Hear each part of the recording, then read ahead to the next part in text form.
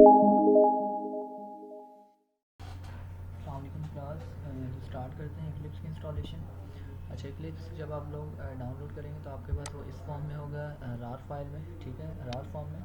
इस पर right click कीजिएगा और एक्सट्रैक्ट हेयर पे क्लिक कर दीजिएगा। देन क्लिक करने के बाद आपके पास जो एक फोल्डर क्रिएट होगा इक्लिप्स का, वो कुछ इस फॉर्म में होगा, ठीक है। अच्छा, इस फोल्डर पे डबल क्लिक करें। करने के बाद यहाँ पे आपको एक इक्लिप्स का एप्लीकेशन नज़र आ रहा होगा, इस पर आकर डबल क्लिक करें तो यहाँ से आपकी इक्लिप्स की इंस्टॉलेशन स्टार्ट होगी।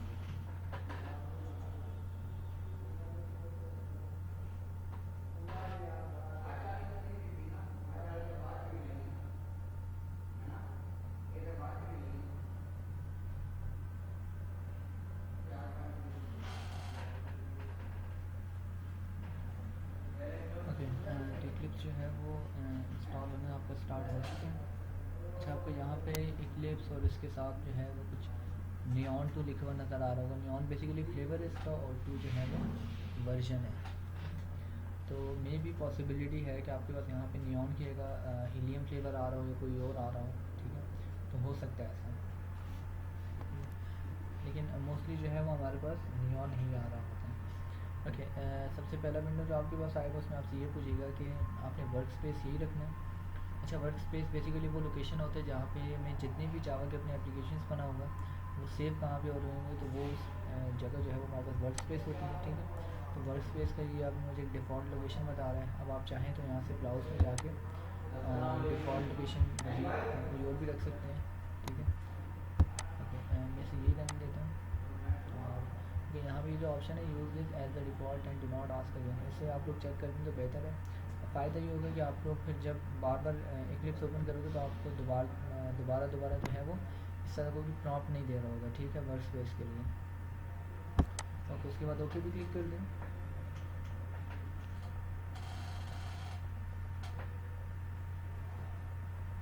तो इंस्टॉलेशन जो है वो स्टार्ट हो चुकी है। कुछ चीज़ों को रिमाइंड कर लेते हैं इससे पहले। अभी तक जो हम लोग कर चुके हैं, हम लोग अपना जावा JDK इंस्टॉल कर चुके हैं, और इसका जो है फिर हम लोगों ने सिस्टम वेरिएबल्स में जाके पास सेट किया था, ठीक है। और इससे पहले हम लोग जावा की इक्लिप्स की डाउनलोडिंग वो भी सिंपल थी, इंटरनेट से जाके जस्ट उनकी साइट से जाके। हाँ, उससे पहले अब हम लोग अपने सिस्टम की प्रॉपर्टीज़ चेक करते हैं कि मैंने जो ऑपरेटिंग सिस्टम इंस्टॉल किया है आइदर इट इज़ 32 बिट और 64 बिट, ठीक है। तो देन फिर उसके अकॉर्डिंग जो है ना हम लोग अपना सॉफ्टवेयर इंस्टॉल कर लेते हैं।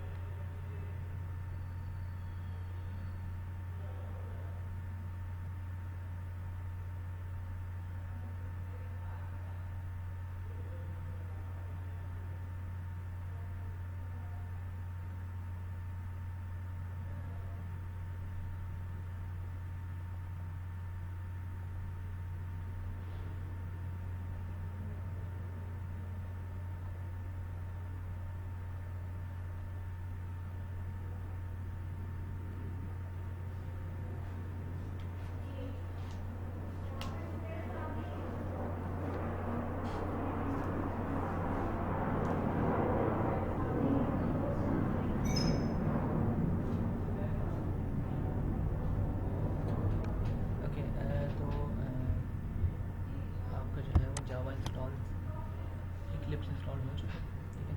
अच्छा, इंस्टॉल होने के बाद आपके पास जो सबसे पहला विंडो ओपन होगा वो कुछ इस तरह का होगा। आपको यहाँ पे कोई टॉपिक भी नज़र आ रहा होगा, यहाँ पे लिखा हुआ है welcome to the Eclipse for Java developers, ठीक है। अच्छा, आपको याद होगा इंस्टॉलेशन डाउनलोडिंग के वक्त हम लोगों ने गूगल पे भी जाके यही लिखा था कि एक्लिप्स IDE फॉर जावा, ठीक है। ओके, अब हम लोगों ने जो है वो जावा की एप्लीकेशन बनानी है, ठीक है। तो आपके पास जो थर्ड ऑप्शन है create a new Java project का, ठीक है, उस पर जाके क्लिक कर दीजिएगा। ओके, तो यहाँ पे आप प्रोजेक्ट का नाम आपसे सबसे पहले पूछेगा, तो हम लोग प्रोजेक्ट का नाम रख लेते हैं, मैं कह देगा माई प्रोजेक्ट, ठीक है। बाकी जितने भी ऑप्शन हैं उन्हें एज इट इज़ वैसे ही रहने दीजिएगा। ओके, देन फिनिश पे क्लिक कर दें। फाइन, फिनिश पे क्लिक करने के बाद आपके पास जो है वो बाय डिफ़ॉल्ट एक प्रोजेक्ट क्रिएट होकर आ जाएगा। अच्छा, बच्चे ये लाजमी याद रखिएगा कि जावा में हम लोग जो भी काम करेंगे वो हायरार्किकल फॉर्म में होगा, ठीक है, मीन्स हायरार्की की फॉर्म में होगा। अच्छा, आपने जो एक बाय डिफ़ॉल्ट प्रोजेक्ट क्रिएट किया था, आपने उसका नाम माई प्रोजेक्ट रखा है। उसके अंदर बाय डिफ़ॉल्ट आपको एक फ़ोल्डर मिलेगा, उस फोल्डर का नाम होगा SRC, ठीक है। अब हम लोग जावा के मज़ीद जितने भी फ़ोल्डर्स क्रिएट करेंगे वो इस SRC फ़ोल्डर के अंदर करेंगे, ठीक है। अच्छा, ये वो JRE है, मीन्स जावा रन टाइम इन्वायरमेंट है, जो आपके प्रोग्राम को एग्जीक्यूट करेगा, ठीक है। तो इससे हमारा इतना कंसर्न नहीं है। जैसे हमें ये देखना है कि मेरा प्रोजेक्ट है, सबसे पहले जो टॉप हायरार्की पे टॉपिक है माई प्रोजेक्ट, जो मैंने अभी प्रोजेक्ट क्रिएट किया। देन उसके अंदर बाय डिफ़ॉल्ट आपको एक SRC का फोल्डर मिलेगा। देन SRC फोल्डर के अंदर हम लोग सबसे पहले एक पैकेज बनाएंगे और then within that package हम लोग अपनी क्लास बनाएंगे, ठीक है। तो सबसे पहला प्रोसेस है पैकेज बनाना, और पैकेज कहाँ पे बनेगा, SRC फोल्डर के अंदर बनेगा। ओके, पैकेज बनाने के लिए हम लोग SRC पर राइट क्लिक करेंगे,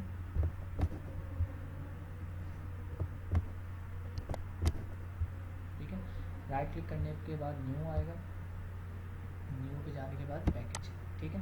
ओके, यहाँ पे हम लोग अपने पैकेज का नाम लिखेंगे, तो मैं रख देता हूँ माई पैकेज, ठीक है। अच्छा, जावा रिकमेंड करता है कि पैकेज का नाम जो है वो हमेशा लोअर केस से स्टार्ट होना चाहिए, ठीक है।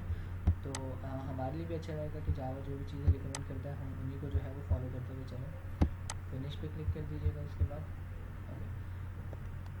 पैकेज बनाने के बाद जो नेक्स्ट स्टेप करना है वो हमने क्लास बनानी है, ठीक है। ओके, हायरार्की याद रखिएगा, सबसे पहले आपका प्रोजेक्ट के अंदर SRC का फोल्डर, SRC फोल्डर के अंदर आपका पैकेज, और देन अब हम लोग क्लास बनाएंगे और क्लास जो है वो पैकेज के अंदर बनेगी, ठीक है। सेम उसी तरह माई पे अब की मरतबा हम माई पैकेज पे राइट क्लिक करेंगे, न्यू, और न्यू में जाने के बाद क्लास, ठीक है। ओके, अगेन जावा रिकमेंड करते हैं कि क्लास का नाम जो भी होगा that should be started with upper case, ठीक है। पैकेज के लिए रिकमेंड करता है कि लोअर केस से स्टार्ट होना चाहिए, और क्लास के लिए कहता है कि अपर केस से स्टार्ट होना चाहिए। तो मैं क्लास का नाम कह देता हूँ माई क्लास, ठीक है। फिर यहाँ पे बाकी जो भी ऑप्शंस हैं उन्हें वैसे ही रहने दीजिएगा, लेकिन एक ऑप्शन होगा यहाँ पे आपके पास public static void main string arguments का, ये अनचेक्ड होगा, इसे चेक कर लीजिएगा, ठीक है।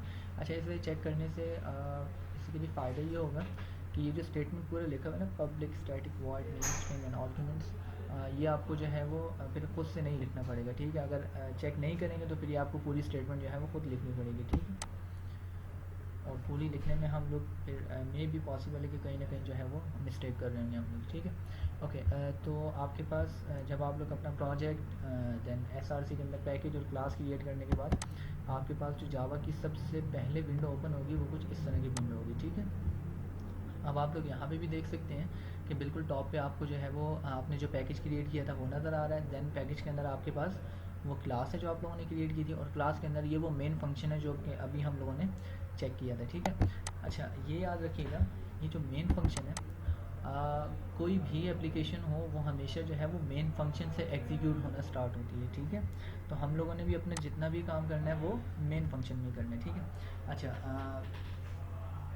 अब हम लोगों ने जो है वो ये चीज़ वेरीफाई करनी है कि फ्रॉम द बिगनिंग जावा की इंस्टॉलेशन में हम लोगों ने जो जावा JDK इंस्टॉल किया, देन उसका जो पाथ सेट किया, इक्लिप्स इंस्टॉल किया, तो मुझे जस्ट वेरीफाई करना है कि ये तमाम जो है वो प्रोसेसेस मैंने अप टू द मार्क ये बिल्कुल सही तरीके से किए हैं कि नहीं, ठीक है। तो इसके लिए हम लोग जावा की एक छोटी सी एप्लीकेशन बना लेते हैं। तो अगर वो एप्लीकेशन जो है वो सक्सेसफुली एग्जीक्यूट हो जाती है और मुझे आउटपुट वो दे देती है, तो दैट मीन्स कि मैंने अभी तक जितने भी काम किए हैं वो बिल्कुल ठीक किए हैं, ठीक है। तो सपोज़ करें हम एक छोटी सी एप्लीकेशन बनाते हैं जिसमें हम लोग स्क्रीन पे हेलो हेलो वर्ल्ड लिखेंगे, ठीक है, या हेलो वर्ल्ड प्रिंट करेंगे, या माय फर्स्ट जावा प्रोग्राम, इस तरह का कोई भी एक स्टेटमेंट जो है वो प्रिंट कर देंगे, ठीक है। तो स्टार्ट करते हैं। अच्छा, यहाँ पे आप अभी हमने बात की कि हमने जो भी प्रोग्राम करना है वो मेन फंक्शन के अंदर करेंगे हम, ठीक है। ओके, आपके पास जो फर्स्ट लाइन नज़र आ रही है बिल्कुल ये कमेंट्स होते हैं, ठीक है। कमेंट्स को आपका कंपाइलर मीन्स जो आपके ये जावा के प्रोग्राम को एग्जीक्यूट करता है, तो कंपाइलर कभी भी कमेंट्स को एग्जीक्यूट नहीं करता, ठीक है। तो कमेंट्स को आप लोग ये जो बाय डिफ़ॉल्ट कमेंट्स हैं इन्हें आप लोग रिमूव भी कर सकते हो, ठीक है। अगर नहीं भी करेंगे तो आपकी कोड पे इससे कोई फ़र्क नहीं पड़ेगा। ओके, तो अभी हमने बात की कि हम जावा में एक छोटी सी एप्लीकेशन बनाने जा रहे हैं जिसमें हम लोग स्क्रीन पर एक कोई भी स्टेटमेंट प्रिंट करेंगे। तो जावा में जब भी हम बात करें कि स्क्रीन पर कोई भी चीज़ प्रिंट करनी है तो उसके लिए हमारे पास जावा में एक बिल्ट इन मेथड होता है। उस बिल्ट इन मेथड का नाम है सिस्टम। सिस्टम का एस कैपिटल होगा, system dot out dot println, ठीक है, system dot out dot println. Okay, system dot out dot println का आप फंक्शन यूज़ करेंगे और इसके अंदर इन्वर्टेड कॉमर्स में अब आपको जो भी स्टेटमेंट स्क्रीन पर प्रिंट करनी है, जो भी चीज़ स्क्रीन पर प्रिंट करनी है उसे आप लोग इन इन्वर्टेड कॉमर्स में लिखेंगे, ठीक है। तो मैं यहाँ पे लिख देता हूँ माय फर्स्ट जावा एप्लीकेशन, ठीक है। ओके, हमेशा याद रखिएगा कि आपकी जावा की जितनी भी लाइंस का कोड होगा, चाहे वो 2 लाइन का हो या 200 लाइन का हो या 2000 लाइन्स का हो, ठीक है, हर लाइन के एंड पे आपको सेमीकोलन लगाना लाजमी है, ठीक है। सेमीकोलन ये जो है इसे बेसिकली हम लोग लाइन टर्मिनेटर भी कह रहे होते हैं। ये बेसिकली इस चीज़ को इंडिकेट करता है कि मेरा कोड जो या मेरी इस लाइन का कोड जो है वो ख़त्म हो चुका है, ठीक है। तो प्लीज़ ये सेमीकोलन लगाना मत भूलिएगा। मैं एक मतलब फिर से रिपीट कर देता हूँ। स्क्रीन पर कोई भी चीज़ प्रिंट करने के लिए हमारे पास एक बिल्ट इन मेथड है। उस बिल्ट इन मेथड का नाम है system dot out dot println, और हमें उसके बाद फिर जो भी चीज़ प्रिंट करनी होती है वो हम लोग डबल कोट्स में या इन्वर्टेड कॉमर्स के अंदर लिखते हैं, ठीक है।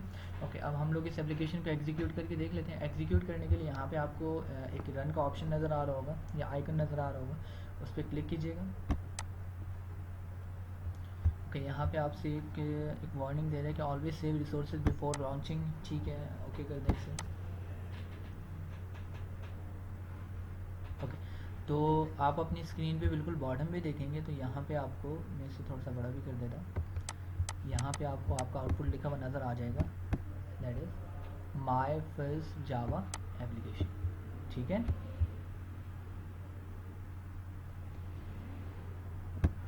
ठीक है, तो ये आप लोगों का आउटपुट है। तो दिस मीन्स कि अभी तक हम लोगों ने जितने भी काम किए हैं वो मीन्स हमने जितनी भी इंस्टॉलेशन की है वो बिल्कुल ठीक तरीके से की है, ठीक है। तो that's all for today's tutorial. मिलते हैं इंशाल्लाह नेक्स्ट ट्यूटोरियल में, और जावा के जो है वो मज़ीद टॉपिक्स देखते हैं कि उनमें जो है वो किस तरीके से काम होता है, ठीक है जी। अल्लाह हाफिज़।